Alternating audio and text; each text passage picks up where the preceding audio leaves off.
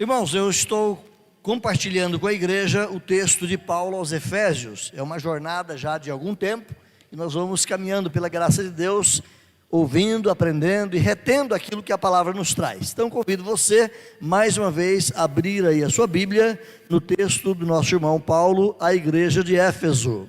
Paulo aos Efésios, capítulo de número 5. Paulo aos Efésios, capítulo de número 5. Nós vamos compartilhar nessa oportunidade versos 3 a 6. Efésios 5, de 3 a 6.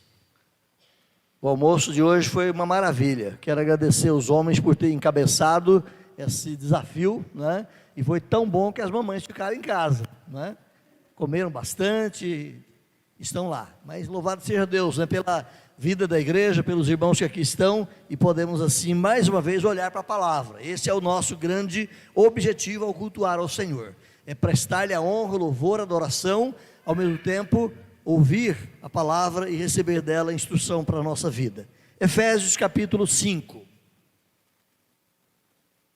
Todo mundo achou? Efésios capítulo 5, versos 3 a 6. O texto diz assim: mas a impudicícia e toda sorte de impurezas ou cobiça, nem sequer se nomeie entre vós, como convém a santos, nem conversação torpe, nem palavras vãs ou chocarrices, coisas estas inconvenientes, antes, pelo contrário, ações de graça. Sabei, pois, isto: nenhum incontinente, ou impuro, ou avarento, que é idólatra, tem herança no reino de Deus, de Cristo e de Deus. Ninguém vos engane com palavras vãs, porque por estas coisas vem a ira de Deus sobre os filhos da desobediência. Na verdade, amados irmãos, a perícope ou parágrafo que Paulo estabelece aqui, ele vai pelo menos do versículo 3 ao versículo 14. Por uma questão de detalhamento mais do texto, eu interrompi aqui no texto do versículo 6, e na semana que vem, tendo Deus graça sobre nós, falaremos então do verso 7 ao 14. Dietrich Bonhoeffer, lembra desse nome? Dietrich Bonhoeffer foi um pastor lá na Alemanha, ele era luterano, mas um homem de Deus, um homem consagrado ao Senhor, um homem temente a Deus, e ele tem já alguns materiais traduzidos para a nossa língua portuguesa. Vale a pena guardar esse nome e ler as obras de Dietrich. Ele foi enforcado lá na época da Segunda Guerra, exatamente porque ele se opôs ao sistema dominante na Alemanha naquele período. Ele e outros colegas políticos e pastores também procuraram combater o nazismo, e até mesmo de uma forma muito ousada, diz a história, que eles arquitetaram um plano para acabar com Hitler, para matar Hitler. Pode um pastor arquitetar um plano para matar o presidente da sua república? Esse foi o caso lá da Alemanha, uma situação muito estreita e muito própria daquele momento. Então a igreja, em certa parte, se vendeu, adotou o sistema nazista, outra parte ficou na resistência. E Dietrich Bonhoeffer fez parte dessa resistência. Ele e os seus colegas foram presos, foi descoberto, e eles foram presos. Ele ficou algum tempo preso, escreveu obras também ali na prisão.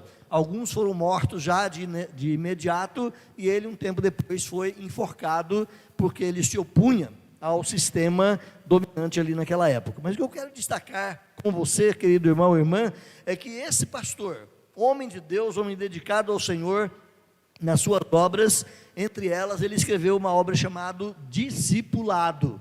Se você encontrar no sebo, talvez você não encontre já editado por aí, mas se você encontrar num sebo ou numa loja de artigos aí, essa obra, compre. É uma obra maravilhosa do Dietrich. Para quem tem preguiça de ler, lá vai a receita. Deve ter por volta de umas 180 a 200 páginas. Mas não desanime, meu irmão, como eu sempre falo, leia uma página por dia. Antes de um ano você terminou de ler o livro, tá? É um livro que vale a pena todos nós lermos e trazermos para a nossa vida. Mas nesse livro, um dos pontos temáticos e abundantes nessa obra é que ele fala do risco de uma graça barata. O que é uma graça barata? Na compreensão de Dietrich Bonhoeffer, a graça barata é essa aceitação tão ampla e geral do Evangelho, mas sem um compromisso de mudança de vida. É esse Evangelho que leva você a ser um membro de uma igreja, mas não ajuda você a ter uma vida transformada. É esse Evangelho que aceita todo tipo de erros e, em nome de Jesus, Ele é o Deus do amor, então o importante é que você venha.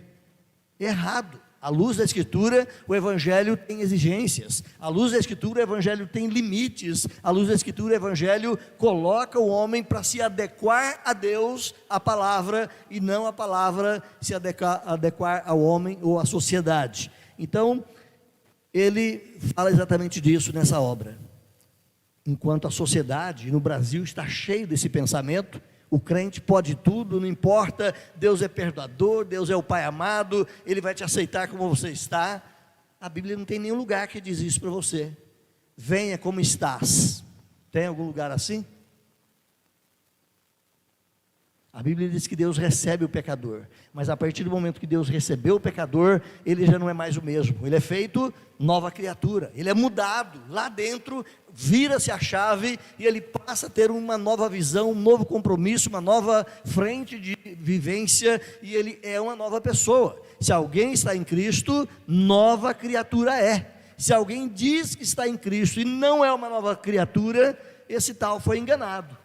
Foi apresentado para ele o Evangelho da graça barata. Foi apresentado para ele um Evangelho que não tem compromisso com a pessoa, com o caráter e com a palavra do nosso Deus, do nosso amado Senhor Jesus. Então eu quero trabalhar um pouco nessa dimensão conosco hoje, olhando esse texto de Efésios capítulo 5, particularmente os versos 3 a 6. Só para lembrar aos irmãos, Paulo está preso, Paulo está escrevendo para a igreja da região lá da Turquia atual, antigamente a Ásia Menor, e Paulo está ajudando aquela igreja a compreender esse Evangelho maravilhoso, que de graça e pela graça nos alcançou, mas nos transforma. Se você se lembra desse momento que nós estamos caminhando aqui, é o parágrafo que vai do capítulo 4, versículo 17, até o capítulo 5, versículo 17, e o desafio desse texto para nós é andar na pureza.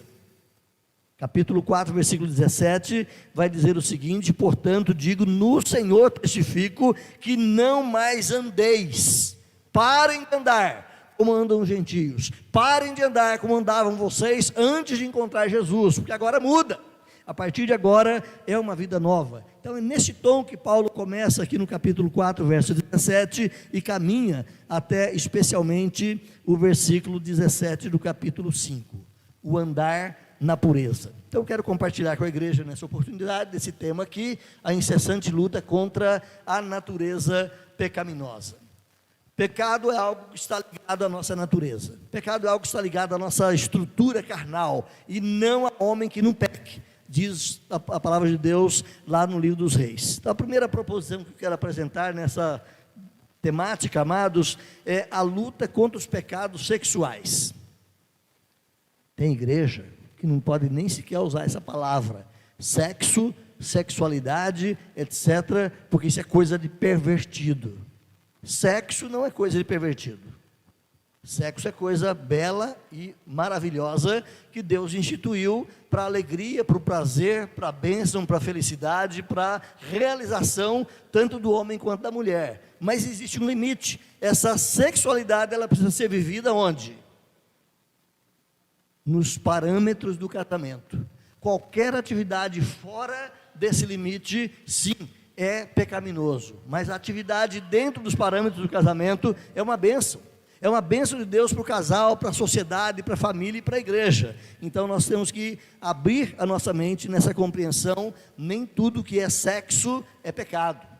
A igreja precisa sim ter essa compreensão clara. E Paulo está escrevendo aqui, amados irmãos, aos membros daquela igreja, como filhos amados de Deus, como dito lá no capítulo 5, versículo 1, que vivem num mundo ímpio.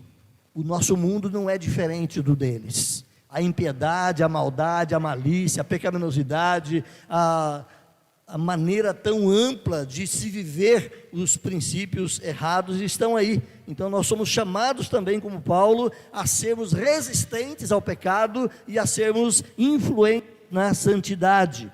como disse anteriormente, a seção do capítulo 4:17 até o 5:17, os crentes são chamados para andar em pureza. Paulo, ao tratar desse assunto da santidade, ele mencionar aqui alguns pecados, e eu quero dizer para os irmãos que essa lista não é estanque, essa lista não é exaustiva. Paulo apenas trabalha alguns dos pecados aqui como exemplos, para que nós nos antenemos, para que nós fiquemos vigilantes quanto à pecaminosidade que está atrelada à nossa natureza carnal. Então Paulo vai tratar aqui de alguns pecados que ele vai justamente mostrar como exemplos e como formas de nós fugirmos deles, e precisamos então lutar, a incessante luta contra a nossa natureza pecaminosa, e essa incessante luta trabalha ou invade essa área da pecaminosidade na sexualidade. Os dias de Paulo, irmãos, como dissemos, não eram nem melhores nem piores que os nossos. Eram dias de carne, eram dias de pecado, eram dias de devassidão, eram dias onde a sociedade daquela época era tremendamente podre. O homossexualismo, assim como na nossa época, naquela época também, graçava solto em toda a sociedade. Só para os irmãos terem uma lembrança, o Império Romano teve quantos imperadores mesmo? Cultura geral aí, pessoal. O Império Romano teve 19 imperadores. E dentre esses 19 imperadores, só um não foi homossexual. Não é uma coisa de bastidores, não é uma coisa feita às escondidas, não é. Toda a população do Império Romano sabia que esse ou aquele tinha uma vida promíscua, e a promiscuidade era coisa extremamente ampla e solta em todo aquele território. Então, meus irmãos, a infidelidade conjugal que Paulo vem trabalhar aqui nessa questão, vai dizer para nós que isso era espantosamente comum naqueles dias. O homem ter uma mulher e de repente ter uma concubina, o homem ter a sua esposa em casa e ter mais algumas filiais, império afora, é diferente dos nossos dias? Não, exatamente essa sociedade podre de lá é a sociedade podre de cá. Muda-se os tempos, mas não muda-se o homem. Onde estiver o homem, aí estará o pecado, aí estará toda forma de devassidão. Então, como dissemos, o homossexualismo, ele era permitido, ele era admitido como uma maneira normal de proceder. Como já dissemos, dos tantos imperadores que tivera no Império Romano, apenas um deles escapou dessa prática.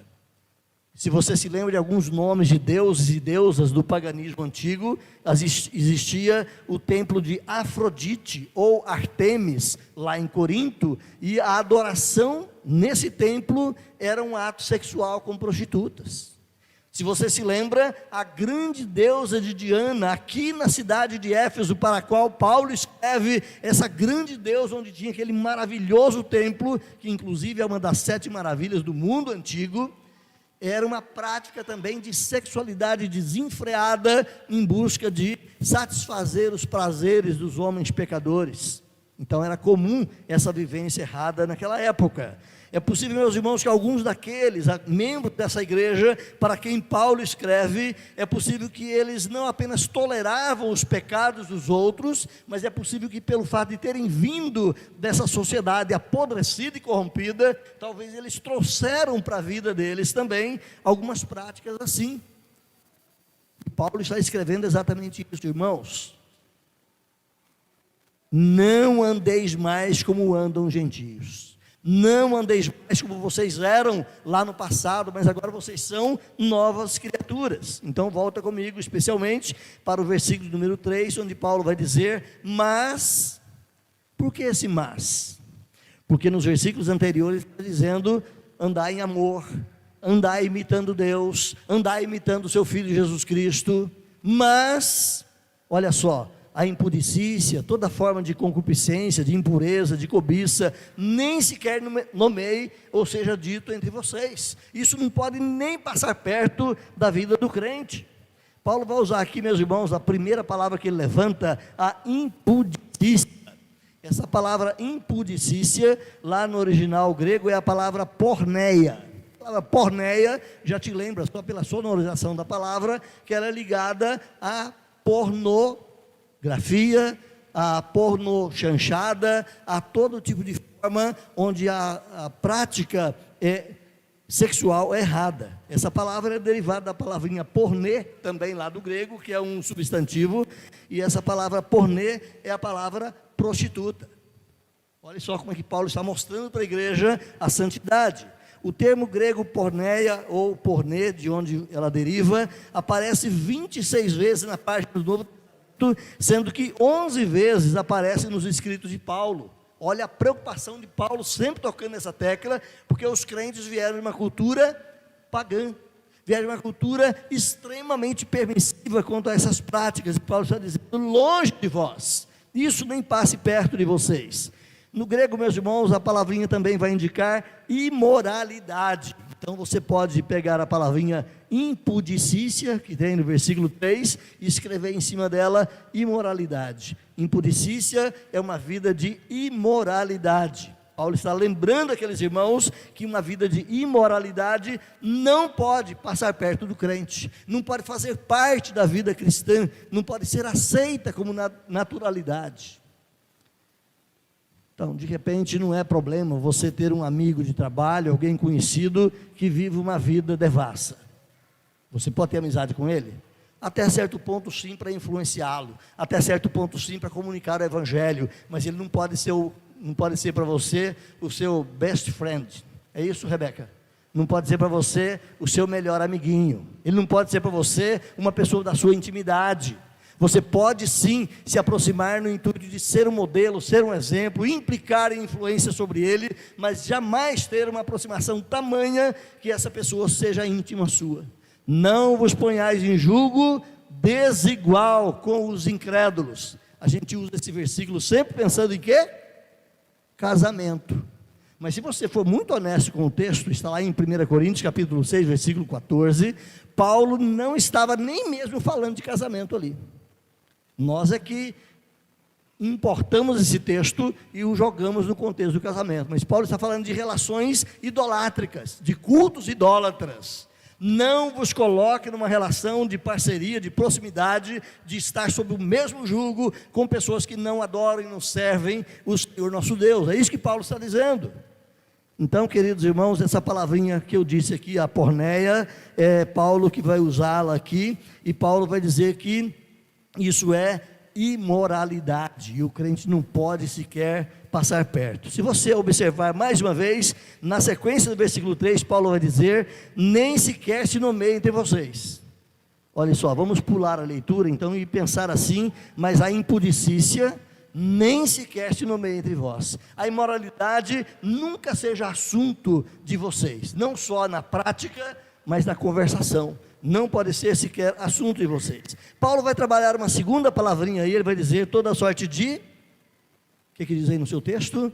Impureza. Não tire o olho da Bíblia, fica olhando o seu texto aí, o texto diz, nem mesmo a impureza. Então, ligado à palavrinha porneia, que é imoralidade, Paulo usa aqui uma outra palavrinha lá do grego, para a gente não ajuda muito saber o grego, mas eu gosto de citar aqui, né? O texto vai dizer que é a palavrinha acatarsia, e essa palavra acatarsia, ela é empregada por Paulo 10 vezes, todas as vezes nos escritos paulinos, nunca nas outras cartas ou nos outros textos, e essa palavra é a palavra impureza que você tem no seu texto em português. Está aqui, meus irmãos, nessa ideia de Paulo, focalizado os desejos naturais, aquilo que não é realmente pertinente a uma vida de casado, a homossexualidade, a prática de sexo com animais, a prática de outras formas pornográficas que inundam a mente do indivíduo, isso não pode fazer parte de vocês. Paulo está dizendo, isso é impureza.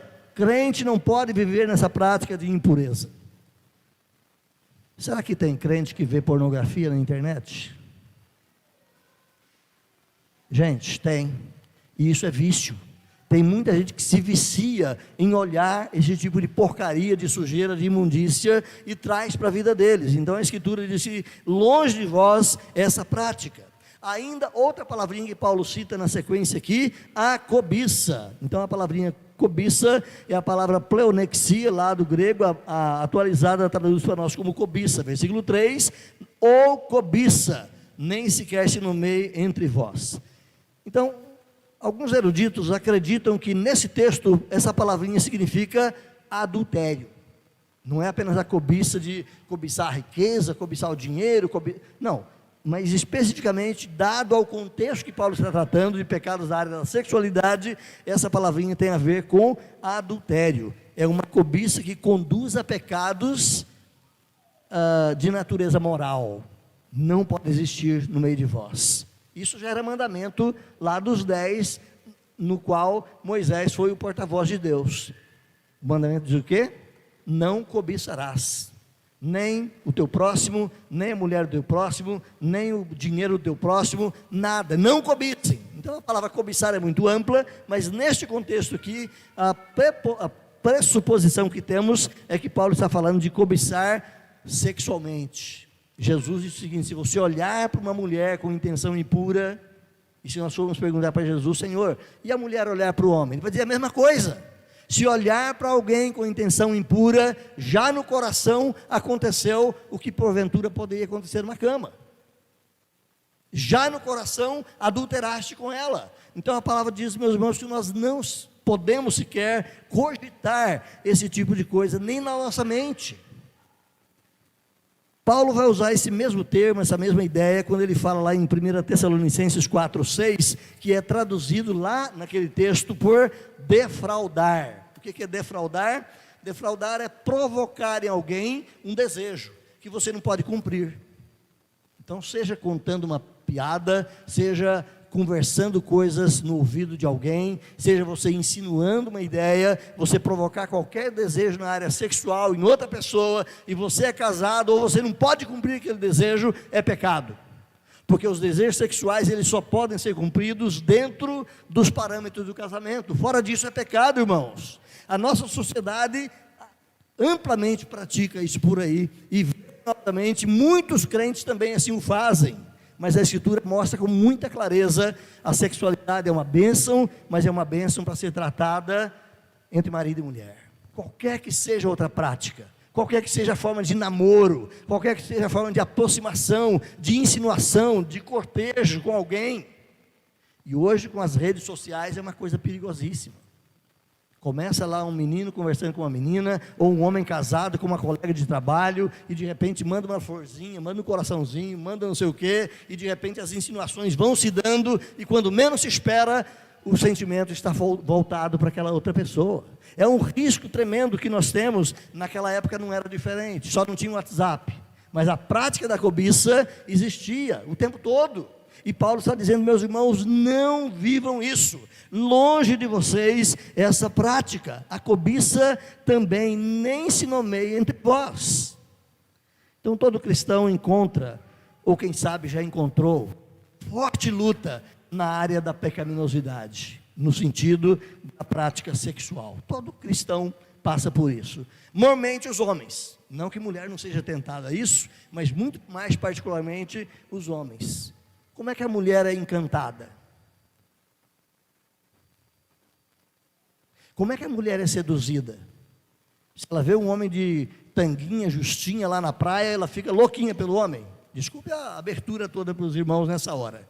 Não, meus irmãos, a mulher não é encantada pelo que vê, a mulher é encantada pelo que ouve. Então, se encontrar um homem que sabe falar as palavras certas, no tom certo, na postura certa, ele vai induzir e vai seduzir aquela mulher para aquilo que ele deseja. Se ela der corda, ela pode ser seduzida. Então, irmãos, especialmente as mulheres, cuidado com o que vocês estão ouvindo ou recebendo aí nos seus aparelhos telefônicos. O diabo pode estar usando isso para seduzir a sua vida para um caminho de engano. Homens também, cuidado. Eu volto. As mulheres são seduzidas por aquilo que elas ouvem, via de regra, e os homens são seduzidos por aquilo que eles veem. Não pode ver uma barra de saia, não é? Não pode ver algo que insinue. Ah, pastor, o problema é dos homens. Qual é o problema de eu vestir isso ou aquilo? Minha irmã, especialmente, né? Cuidado com o que você veste, porque se o que você veste provoca um homem, não é a natureza dele somente, é você participando. A Escritura vai dizer então, não defraudeis, não provoque desejos. Eu sei que nessa nossa época de permissividade, feminismo tomando conta aí, o meu corpo é meu, as regras são minhas. Não é assim. Pode ser assim ali da porta para fora, do muro para fora, mas no conceito da vida cristã, nós temos limites. No conceito da vida cristã, é a Escritura que estabelece para nós princípios para serem observados. Então, se o homem provoca desejos numa outra mulher, que não seja a sua mulher, está pecando. Se a mulher provoca qualquer desejo em qualquer homem, que não seja o seu marido, está pecando. É disso que Paulo está tratando aqui. Olhe mais o que Paulo fala no versículo 3, nem sequer se nomeia entre vós. Não é apenas a prática pecaminosa, mas a indução pecaminosa, a conversação pecaminosa. Eu volto para a palavra de Jesus, quando ele diz, se você pensar de maneira errada, já aconteceu. Não aconteceu nada fisicamente, não saíram da casa um do outro, de repente a pessoa está em outro lugar, mas o aparelho está mandando insinuações, está tentando conquistar ou seduzir, mesmo que virtualmente, só para um momento de prazer. Errado. Homem cristão, fuja disso. Mulher cristã, fuja disso. Então é disso que Paulo está dizendo aqui. O apóstolo vai indicar aqui, meus irmãos, o grau de santificação que deve perfazer a vida do crente, e essas práticas, esses assuntos de natureza dúbia. Parece que estou falando em brincadeira, mas de repente eu estou com uma insinuação com ele ou com ela. Cuidado com esse tipo de conversa. Paulo diz, não convém. Ele termina dizendo, não é pertinente como convém a... O que diz o versículo 3 na parte final? Como convém a santos. Quem são os santos? Quem já morreu, está separado na glória eterna, lá com o Pai. São também, né? Mas Paulo estava escrevendo para onde? Para Éfeso, uma igreja de carne e osso, onde crentes de carne e osso eram chamados de santos. Volta comigo no capítulo 1, versículo 1, rapidinho.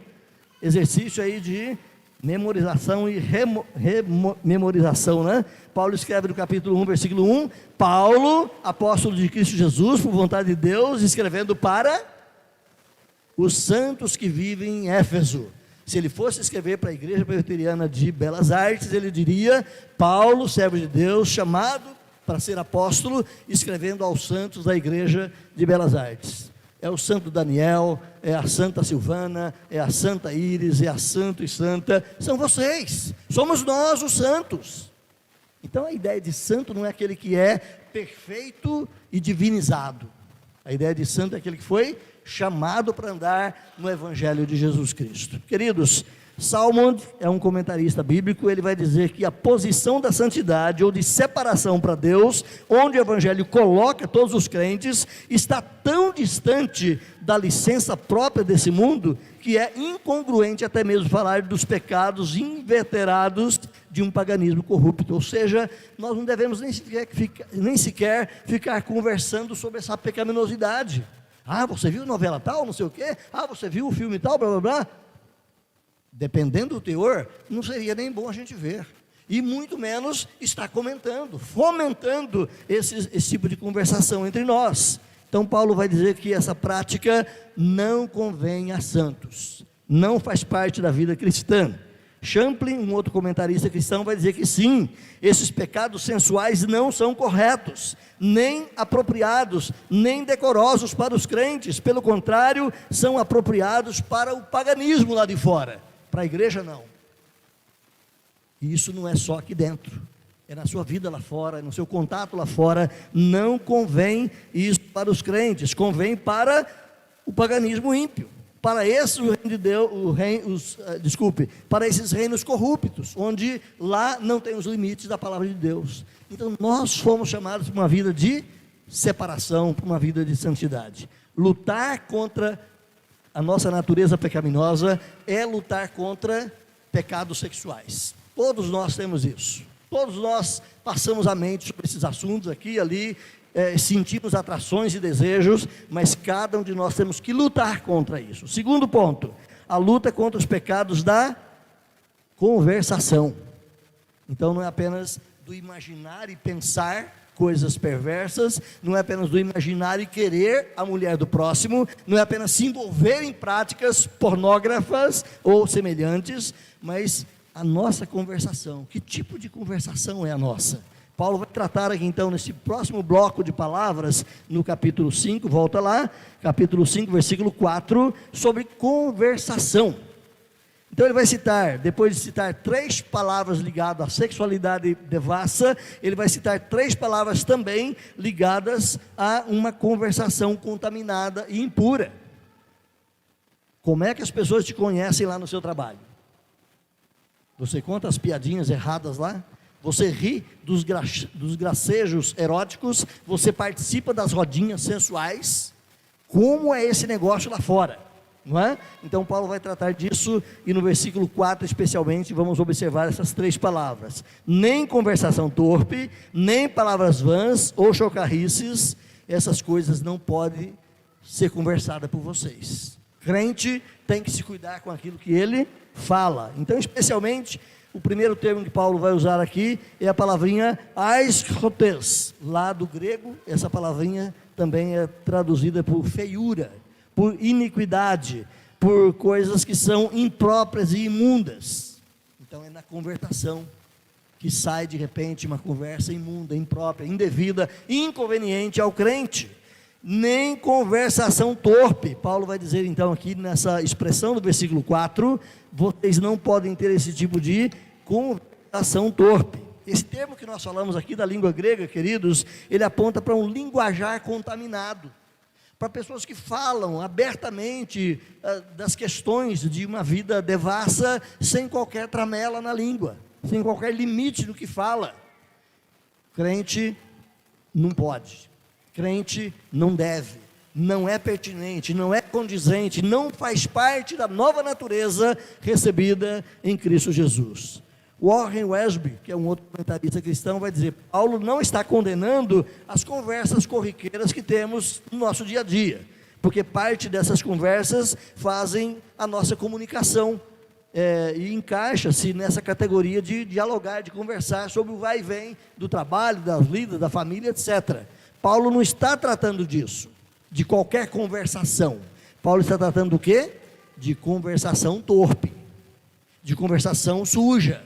O crente precisa se cuidar. A segunda palavrinha que Paulo vai usar aqui para você aí é a palavra palavras vãs, que lá no original grego é a palavra morologia, não é? E essa palavrinha morologia é traduzida como palavras vãs aqui no texto, versículo 4, e Champlin, aquele comentarista que já citei, ele diz que esse termo por si mesmo não denota coisa pecaminosa.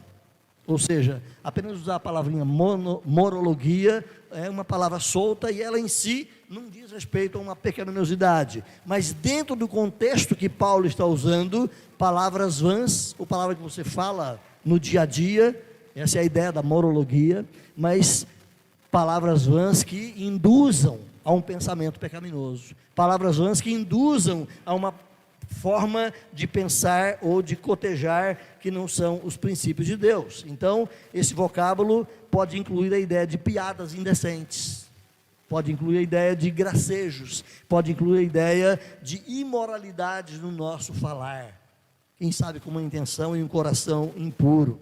Então o Senhor Jesus, como já dissemos, deixou muito claro também nesse quesito. Se você corre aí na sua Bíblia, faça isso. Mateus capítulo 12. Mateus capítulo 12, enquanto eu abro a minha água aqui, você pode encontrar aí versículo 36.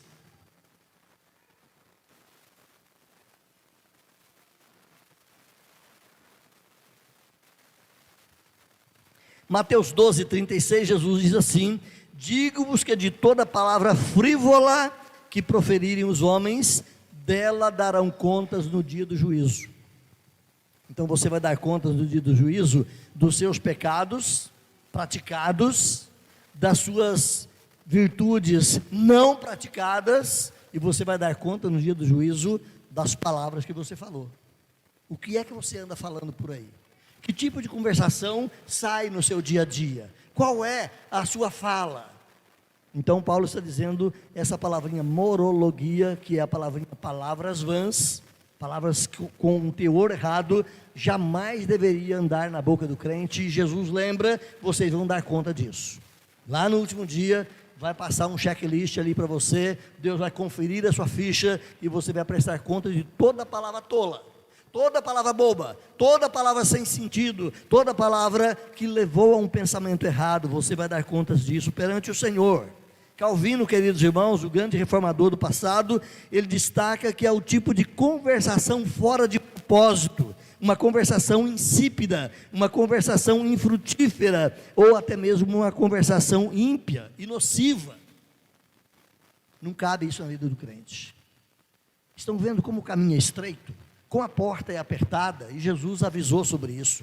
Se alguém quer vir após mim, o caminho é a cruz. Negue-se a si mesmo, negue os seus apetites, negue as suas vontades erradas, negue a sua carnalidade. Se alguém quer vir após mim, passe pela porta estreita, porque ninguém chega ao reino se não passar pela porta estreita. E o passar pela porta estreita não é só ter coragem de aceitar, entre aspas, de aceitar Jesus e andar com a Bíblia debaixo do braço. A porta estreita são os mandamentos do Senhor que são limitadores na nossa vida. Não podemos viver mais como vivem os gentios, não podemos viver mais como vivem os não cristãos. Então, se nós nos arrogamos sermos filhos de Deus, se nós nos arrogamos a sermos filhos do Altíssimo, precisamos andar como anda o Altíssimo. Sede meus imitadores, dizia Paulo. Pedro vai dizer, sede santos, porque eu sou santo, disse o Senhor. Então nós temos que lutar com isso. O terceiro termo que Paulo usa, ainda no versículo 4, é a palavrinha chocarrice. Lembra bem, não é cachorrice. É meio próximo o sentido, o som não é cachorrice, é chocarrice. E o que é uma chocarrice? Uma chocarrice, meus irmãos, Paulo usa aqui o termo eutrapelia, lá da língua grega, é traduzido aqui por chocarrice, e pode significar leviandade ou galhofa. O que é uma galhofa? São aquelas piadinhas que você faz para o pessoal achar graça, não é? São aquelas imoralidades que são ditas, às vezes até com palavras meio trabalhadas, para ter duplo sentido. Paulo está dizendo, esse tipo de conversa não pode existir entre nós.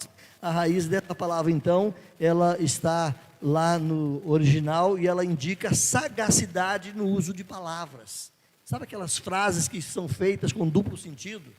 Que quem escuta na primeira vez, às vezes não pega, entre aspas, a moral da história, não é? Mas ali por trás dessas palavras, existe um gracejo, existe uma insinuação, existe um pecado. Longe do crente isso, longe do cristão essa prática de conversação. Então, pelo contexto aqui, é possível que Paulo tenha falado sobre uma espirituosidade, né? Aquela pessoa que é de espírito animado e tal, mas ele usa esse tipo de conversação com um sentido obsceno, ele fala com uma intenção errada e impura. Paulo vai dizer ainda no versículo 4, o que mais? Coisas essas inconvenientes. No versículo 3 ele disse, não convém a santos. No versículo 4, são coisas inconvenientes. Não pode pertencer isso à nossa vida como cristãos. Então essa forma de conversa não cabe aos crentes. Essa forma de conversa é algo digno de pessoas lá de fora, mas não dignas de pessoas que dizem confiar em Cristo Jesus. Então, Paulo vai dizer que, ao contrário de palavras levianas, insanas e doentes, o crente deve ter em seus lábios o quê? Vai para o capítulo 5, versículo 4, o que ele diz aí? Antes, ações de graças. Ao invés de palavras impuras, conversações torpes, palavras com sentido duplo, o cristão tem que ter na sua vida ações de graças. Essa ideia das ações de graças não é uma palavra de gratidão para alguém, tá? Essa ideia das ações de graças são cânticos de louvor e de adoração ao nosso Deus. Então, ao invés de palavras sujas, palavras lindas. Ao invés de palavras com sentido duplo, uma palavra clara e determinada a glorificar o nosso Deus. Hebreus capítulo 15, corre lá comigo. Capítulo 13, não tem 15, né? Hebreus capítulo 13, versículo 15. O autor de Hebreus vai dizer assim: por meio de Jesus, pois, ofereçamos a Deus sempre sacrifícios de louvor, que é fruto de lábios que confessam o seu nome. Paulo está dizendo para nós, irmãos, temos que usar a nossa boca para proferir louvores ao Senhor. Nomes que confessam, pessoas que confessam o nome de Jesus, precisa ter em sua boca, em seus lábios, palavras que dignifiquem o nosso Deus. Mais uma vez, citando Champlin, ele vai dizer que bem dizer e louvar a Deus, visar o proveito real em nossas conversas com o próximo, beneficiar os nossos semelhantes com palavras dignas e edificadoras, é o uso realmente que o crente deve fazer da sua capacidade de falar. Tem gente que fala demais, tem gente que fala de menos, mas seja pouco ou seja muito, fale o que seja bom, fale aquilo que é proveitoso. Então, se você voltar lá para o versículo 29, no capítulo 4, volta aí, só para olhar, Efésios 4, 29, é ligado à mesma ideia: não sai de vossa boca nenhuma palavra torpe, e sim, unicamente aquela que for boa para edificação, sua e dos outros. Então, o falar do crente, ele também é normatizado, ele também é limitado pelos princípios e pela vontade do nosso Deus. Terceira coisa, para o final, a luta contra pecados da idolatria sexual. De novo, pode ser da idolatria de forma ampla, mas Paulo ainda está trabalhando nessa questão da impureza, na prática de uma vivência que se torna quase que um ídolo. E não é verdade que a sexualidade desenfreada e pervertida é uma forma de idolatria para o mundo lá fora? Vai se fazer propaganda de um carro novo. O que aparece na propaganda do carro novo? Uma moça bonita e talvez com pouca roupa, não é? Vai se fazer propaganda de cigarro. Não deveria nem fazer, de tão nocivo que é, não é? Mas o que aparece na propaganda? Uma moça bonita dizendo que fumar também é bonito, não é? Vai fazer propaganda de qualquer coisa. A televisão e os meios de comunicação estão encharcados dessa questão da sexualidade provocativa. Então, meus irmãos, a luta contra o pecado da idolatria sexual, e Paulo vai falar disso aqui então, no versículo de número 5 especialmente. Sabei, pois, isso, ou seja, vocês sabem e devem continuar sabendo. Essa é a ideia que o grego traduz para nós: nenhum incontinente, nenhum impuro ou nenhum avarento. Paulo vai usar essas três palavras então, e vamos ver o que significam essas palavras para nós. Então, o primeiro termo que Paulo alude aqui é nenhum incontinente. O que é uma pessoa incontinente? É uma pessoa que não tem freio, é uma pessoa que não tem limite, é uma pessoa que é desenfreada, não é? Essa é uma pessoa que é incontinente. Então, a ideia da incontinência que Paulo trata aqui, ele usa de novo aquela palavrinha que ele usou no versículo 3, a palavrinha pornós. Então, ninguém que seja incontinente e sem limites e sem freios, de novo, nessa área da pornô, da relação da sexualidade. É isso que Paulo está dizendo aqui: nenhum indivíduo imoral, nenhuma pessoa que não se contenha, aquele que pratica imoralidades sexuais, esse não é crente. Aqui e ali, eu sei que você escuta fatos, conversas de pessoas que vivem nessa prática, e são crentes, alguns deles são pastores. Paulo diz o quê?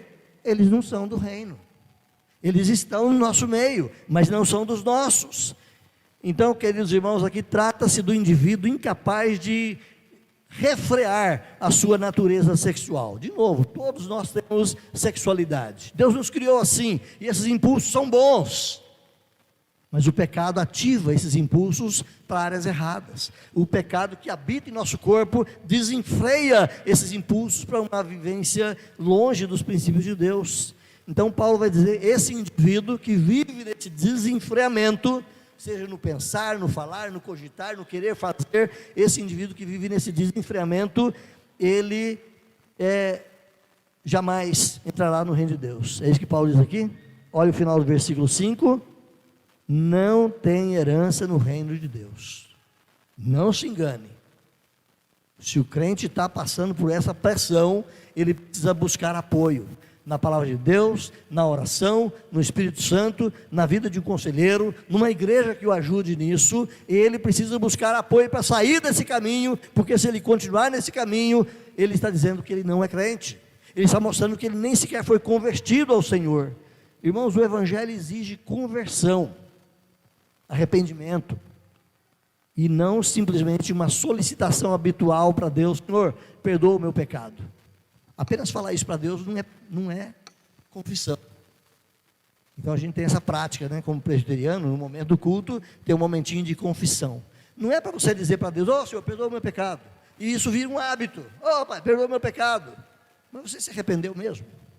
Você pensou no seu pecado mesmo? Isso tem te incomodado mesmo? Tem te perturbado a paz? E você realmente quer sair disso?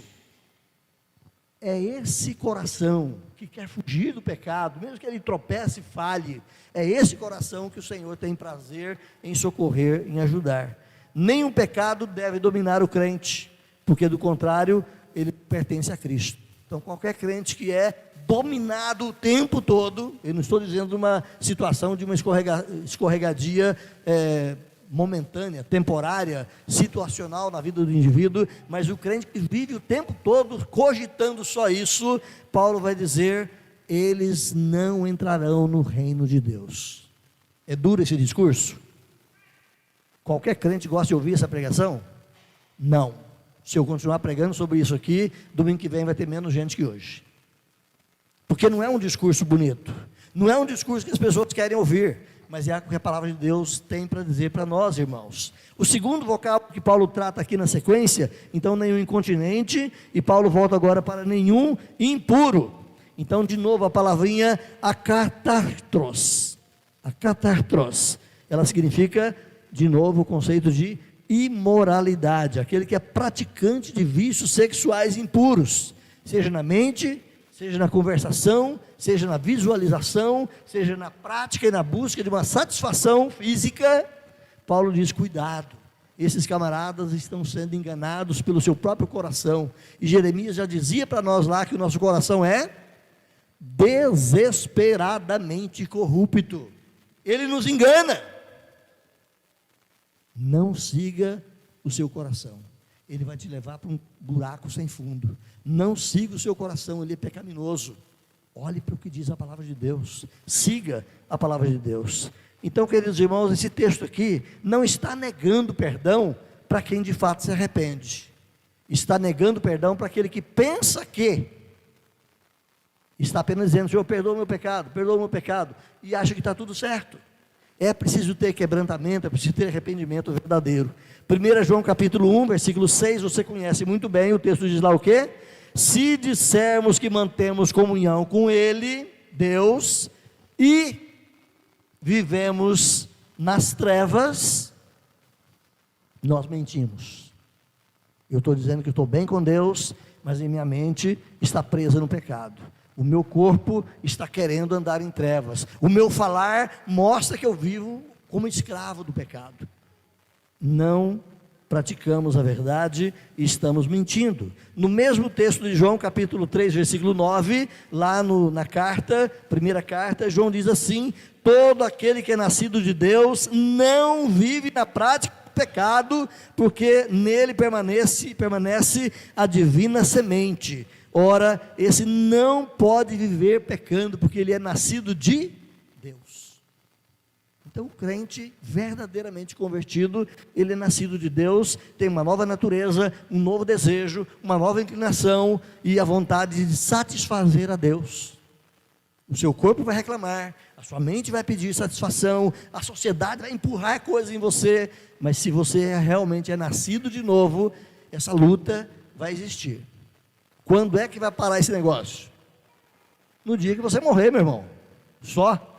Aqui nessa terra, o pecado sempre vai fazer guerra contra a nossa vida. Então, voltando a finalizar aqui, a terceira palavrinha que Paulo vai usar aqui, versículo 5, nenhum incontinente, nenhum impuro e nenhum avarento. Quando você lê essa palavrinha avarento em primeira mão, você pensa em quê? Não é, Daniel? Pensa no dinheiro. É o cara que ama o dinheiro, esse é um avarento. Mas se formos olhar lá na estrutura bíblica, no texto original, a palavrinha avarento, ela é aqui a palavrinha pleonectes, não é traduzido para nós aqui por avarento, e essa palavra, ela foi indicada inclusive no terceiro versículo também, não é? A mesma palavrinha quando é traduzido por cobiça, aqui por avarento, né? Então a ideia não é que está ligado à ideia do dinheiro, mas o radar de Paulo ainda está trabalhando no desejo e na cobiça da sexualidade, errada e desvirtuada. Gente, Paulo estava escrevendo uma igreja atolada numa cidade totalmente pagã, totalmente pervertida, e não pensa que a sua cidade é melhor que aquela. Nossa cidade é tão podre e cheira tão mal quanto Éfeso naquela época. Basta você observar a vida da sociedade. Não é uma cidade. Nós não estamos no paraíso, estamos em Éfeso. Estamos numa cidade corrompida, estamos numa sociedade depravada e onde a pecaminosidade ela é incentivada dia após dia. Então, quando Paulo fala aqui da palavrinha cobiça ou avareza, que é a mesma palavra traduzida aqui por avareza, Paulo está tratando da ideia daquilo que domina o seu coração. Paulo está tratando daquilo que é fonte de cobiça ou de desejo do seu coração. Então, alguns eruditos vão pensar que Paulo está falando aqui no sentido de avareza, como o desejo do dinheiro, mas a avareza aqui, de novo, está ligada ao desejo pecaminoso e imoral. A natureza da vida de Jesus, irmãos, ela implica então em uma santidade tal que o apóstolo Paulo vai dizer de novo: não tem herança no reino de Deus. Não pense que só porque você é crente, não pensa porque só porque você fez profissão de fé, não pensa porque só porque você canta bem, ou toca bem, ou atua na igreja em alguma área, não pense que isso é um salvo-conduto para a vida eterna. A garantia de que você está de fato no salvo-conduto para a vida eterna, que você está em Cristo, e o que predomina na sua vida é a nova natureza. A velha está aqui, a velha está me importunando, a velha está me arrastando para o pecado, a velha está fazendo eu cobiçar, mas eu preciso fazer morrer, eu preciso deixar de lado essa natureza pecaminosa. Então Paulo vai dizer: não tem herança. Versículo 6, olha aí para a gente terminar, versículo 6, irmãos, ninguém vos engane com palavras bonitas, não pense que o discurso vale, as palavras podem ser bonitas, o discurso pode parecer inteligente, mas se não te levar para o caminho da santidade, é conversa do diabo, é conversa fiada, para que você seja desviado dos caminhos de Deus. Ninguém vos engane com palavras vãs, Paulo vai dizer, porque por estas coisas vem a ira de Deus sobre os filhos da desobediência. Não pense porque o discurso é bonito. Eu quero voltar com você, não vou olhar o texto, mas lá numa das cartas de Apocalipse é dito que aquela igreja em pauta estava vivendo a doutrina de Balaão. Lembra disso? Lá em Apocalipse tem uma das cartas que fala que aquela igreja estava seguindo a doutrina de Balaão. Qual era a doutrina de Balaão?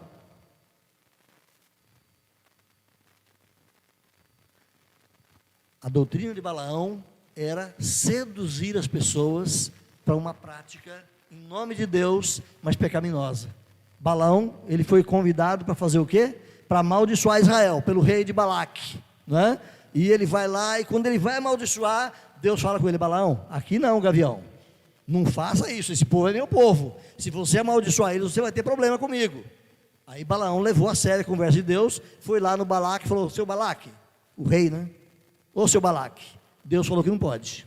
Não, cara, eu vou aumentar o presente para você, eu vou pagar um pouco mais, eu vou te dar mais coisas, vai lá e amaldiçoa esse povo. Eles vão guerrear contra nós, nós vamos perder, porque eles são o povo de Deus, eles têm que ser amaldiçoados. Vai lá de novo. E Balaão pega o cavalinho e vai lá de novo. Quando ele chega no topo do monte, que vê Israel lá embaixo, Deus fala: Balaão, eu já te falei, cara, volta para casa, não faz isso, não é?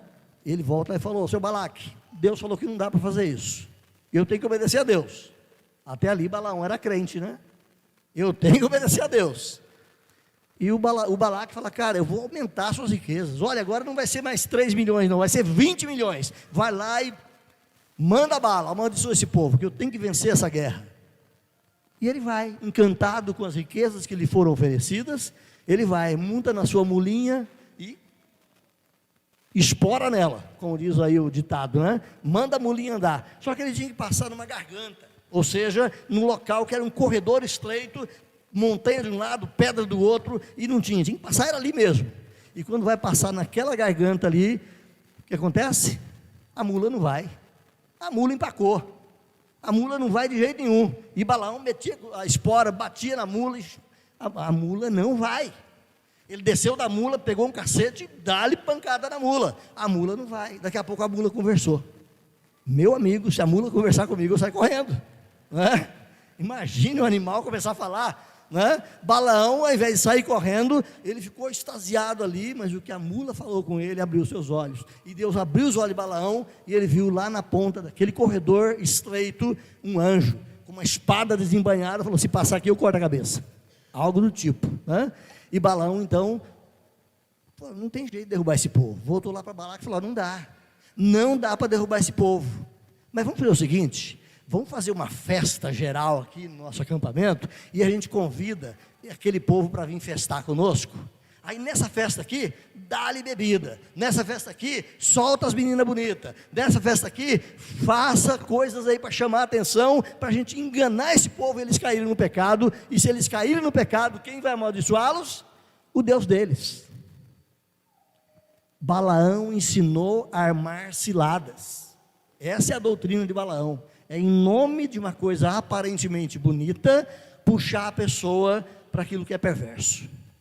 É disso que Paulo está dizendo, meus irmãos, ninguém vos engane com um discurso bonito, e tem muito discurso bonito aí, em nome de Deus, tem muita pregação bonita aí, levando pessoas a práticas totalmente erradas, totalmente pervertidas, não dá nem para mencionar isso aqui, é vergonhoso, mas certamente você já viu aí alguns exemplos. Então Paulo sabia da possibilidade de pessoas levarem crentes a uma situação de engano, não é?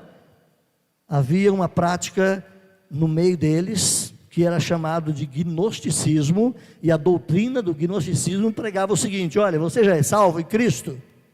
Oh glória! Você está salvo, amado, o teu espírito está garantido para a eternidade, portanto, faça o que você quiser fazer com o teu corpo, porque o que garante é o teu espírito estar salvo. Pode pecar à vontade, porque a matéria é ruim, o corpo é mau, mas o espírito está salvo, pode pecar à vontade. Capciosamente, queridos, a doutrina gnóstica está presente no meio das igrejas evangélicas.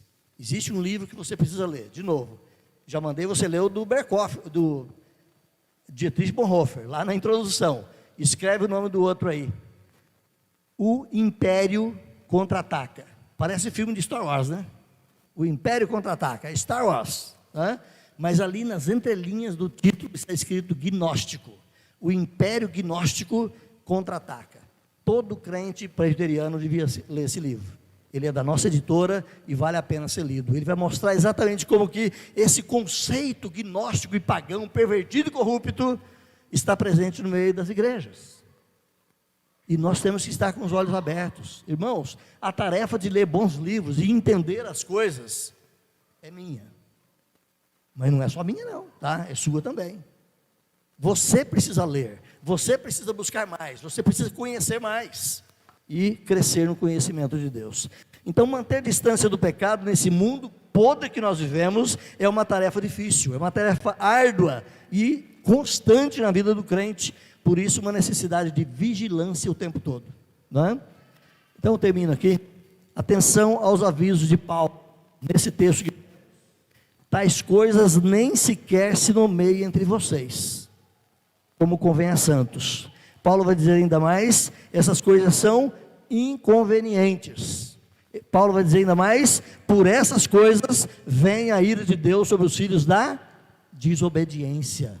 Deus é um Deus irado contra o pecado. Não se permita ser enganado, nem pelo seu coração, nem por outras pessoas que dizendo-se cristão, transitam numa vida de licenciosidade e pecado.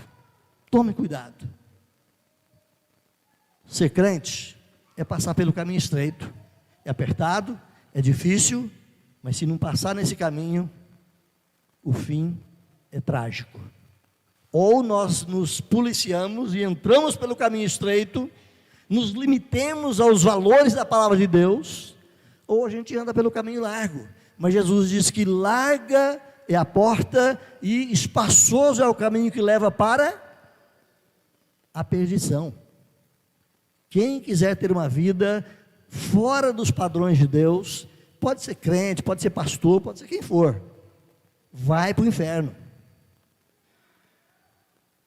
Está demonstrando que ele nunca teve conversão. Quem está em Cristo é nova criatura. Que Deus te abençoe.